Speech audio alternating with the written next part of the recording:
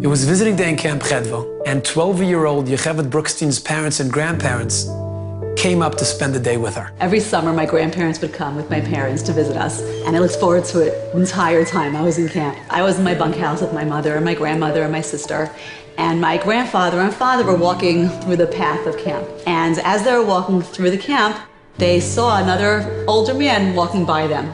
And my father noticed my grandfather nod in acknowledgement to this elderly man. My father-in-law, who knew all of his father's acquaintances, friends, everybody in his life, said, "Who's that man?" So he said, "That was my best friend from before the war." I said, "Your best friend from before the war?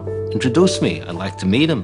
He said, "No, it's better that we don't meet." And my father pressed him and said, "I really would like to know what's going on there, what's the story?" Why don't you go over to him and hug him and speak to him, see how he's doing? And my father then went on to tell me why he's not introducing me to him. My grandfather lived in Romania at the time, right before the Romanians were being deported. He had this very close friend. He and this friend learned together, spent a lot of time together, and his friend asked him, what are you doing for your family? How are you saving them? How are you getting out?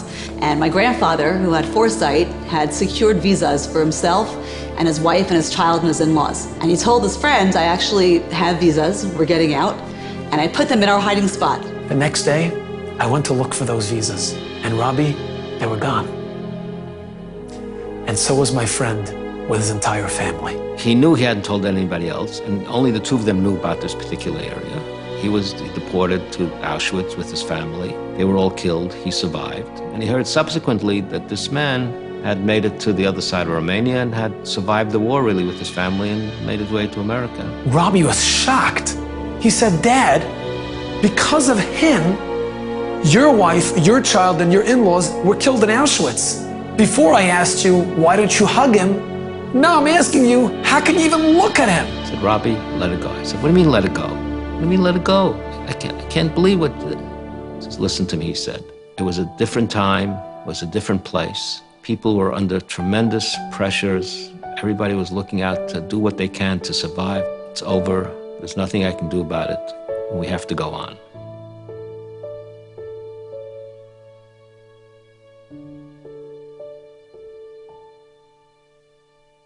We've all experienced the pain of being hurt by someone else.